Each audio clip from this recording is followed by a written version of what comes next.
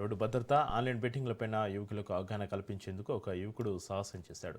బెట్టింగ్ల వల్ల జరుగుతున్న మరణాలు, పర్యావరణాన్ని కాపాడుకోవాల్సిన ఆవశ్యకతపైన మానుకోటకు చెందిన యువకుడు మహబూబాబాద్ నుంచి మేడారం వరకు సైకిల్తోటి చైతన్య యాత్ర చేస్తూ ప్రజలకు అవగాహన కల్పిస్తున్నాడు.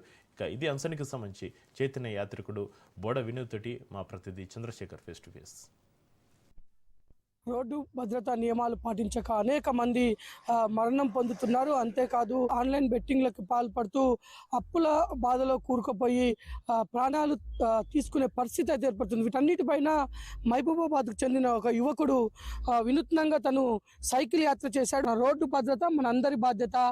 బెట్టింగ్ బారిన పడొద్దు, అప్పుల పాలు కావద్దు, ఆత్మహత్యలు చేసుకోవద్దు, ప్లాస్టిక్ వద్దు, జూట్ ముద్దు, వృక్షో రక్షిత రక్షిత, క్షేమంగా వెళ్ళండి, సురక్షితంగా రండి అనే కాన్సెప్ట్లో ఒక యువకుడు వినూత్నంగా సైకిల్ యాత్ర చేశాడు. మనతో ప్రస్తుతం ఉన్నాడు, తనతో మాట్లాడదాం. చెప్పండి, ఎందుకు మీరు ఈ విధంగా ప్రజల్ని అవగాహన పరుస్తూ ముందుకు వెళ్తున్నారు? అసలు మీ ఉద్దేశం ఏంటి? నమస్కారం సార్, నా పేరు బోడ వినోద్ కుమార్. నేను సామాజిక కార్యకర్త. ప్రస్తుత దైనందిన జీవితంలో రోడ్డు భద్రతా నియమాలు పాటించగా ప్రమాదాలు అనేకంగా జరుగుతూ ఉన్నాయి. మరి పోలీస్ శాఖ వారు కూడా నిత్యం ఎన్నో అవేర్నెస్ కార్యక్రమాలు ఎరైవ్ అని చేస్తున్నప్పటికీ ప్రజల్లో అవగాహన లోపం వల్ల అతివేగంగా వెళ్ళడము, డ్రంక్ అండ్ డ్రైవ్ చేయడము, మరి ట్రాఫిక్ నియమ నిబంధనలు పాటించకుండా ప్రాణాల్లో గాల్లో ఎగిరిపోతున్న కోణంలో నా వంతు సామాజిక బాధ్యతగా ఈ మేడారం జాతరలో మహాకుంభమేళ కాబట్టి తెలంగాణలో 2 ఏళ్లకోసారి జరిగే సమ్మక్క సారలమ్మ జాతరకు నలుమూలల నుంచి ఇక్కడ ప్రజలు వస్తారు. ఆ కోణంలో తల్లుల దర్శనానికి వచ్చేటప్పుడు నా సామాజిక బాధ్యతగా సైకిల్ యాత్ర చేసి కొందరికైనా మెసేజ్ చేయాలనే ఉద్దేశంతో మానకోట నుంచి మేడారానికి సైకిల్ యాత్ర పూనుకున్నాను సార్. 24వ తారీఖు జనవరి 2026 మహబూబాబాద్ టౌన్ సిఐ గారు మహేందర్ రెడ్డి గారు మరియు ట్రాఫిక్ ఎస్ఐ గారు ఈ సైకిల్ ర్యాలీని జెండా ఊపి ప్రారంభించడం జరిగింది. అక్కడ నుంచి గూడూరు, నర్సంపేట మీదుగా నర్సంపేట నైట్ హాల్ట్ జరిగింది సార్. అక్కడ బస్సు చేసి నర్సంపేట నుంచి మల్లంపల్లి, ములుగు, ఘట్టమ దేవాలయాన్ని దర్శించుకొని ఆ తర్వాత ఇటు పసర మీదుగా మేడారం చేరుకోబోతున్నాను.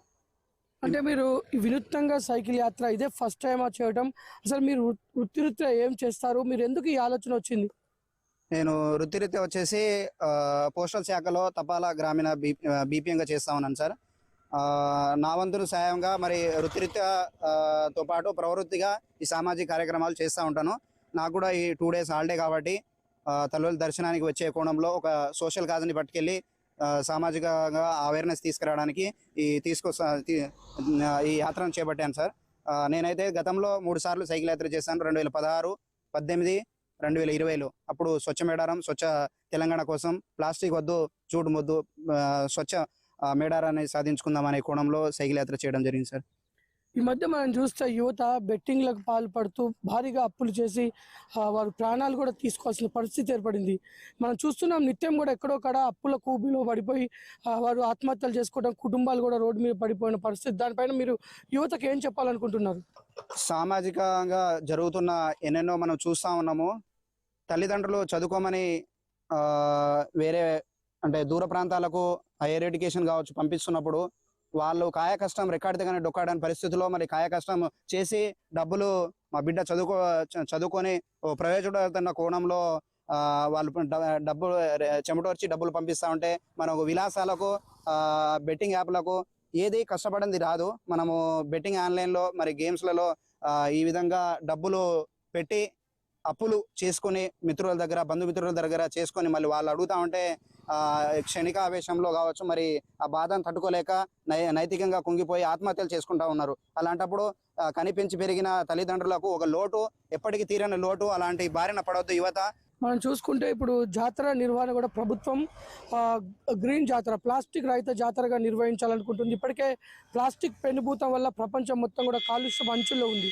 దీనిపైన మీరు ఎలాంటి కార్యక్రమాలు చేస్తున్నారు? ప్రజలను ఏ విధంగా అవగాహన పరుస్తున్నారు? ప్లాస్టిక్ కాకుండా పేపర్తోనే వాడే వస్తువులని విరిగా వాడాలా. జాతరకు వచ్చే భక్తులు కూడా తమ వెంట స్టీల్ గ్లాసులు, ప్లేట్లు తీసుకొచ్చి స్వచ్ఛ మేడారంలో భాగంగా వాటినే ఉపయోగిస్తే మంచిది. ఎందుకంటే ఈ ప్లాస్టిక్ వినియోగం వల్ల ఈ ప్లాస్టిక్ భూతం అనేది చాలా ఏళ్ళ వరకు కూడా ఈ డిగ్రేడబుల్ కాదు, లోపల కరిగిపోదు అన్నమాట. అలాంటప్పుడు రేపటి యువతకు మనం అందించాల్సింది స్వచ్ఛమైన వాతావరణము, స్వచ్ఛమైన ఆరోగ్యము. నేటి బాలలు రేపటి పౌరులు కాబట్టి మన వంతు బాధ్యతగా మనము ఈ పర్యావరణ హాని లేకుండా పర్యావరణ హితమైన వస్తువులను వాడి ఈ స్వచ్ఛమేడారాన్ని సాధించుకోవాలని కోరుకుంటున్నాను సార్. ఇది ఒక యువకుడు వినూత్నంగా తన సమాజాన్ని అవగాహన పరచాలని ముందుకు రావటం. ఇది మహబూబాబాద్ నుంచి మేడారంకి సైకిల్ యాత్ర చేస్తూ పలు గ్రామాల్లో ఆగి అక్కడ ప్రజలతో కొంత మాట్లాడుతూ అందరినీ అవగాహన పరుస్తూ ముందుకు వెళ్తున్నారు. ముఖ్యంగా ఈ యొక్క రోడ్డు ప్రమాదాల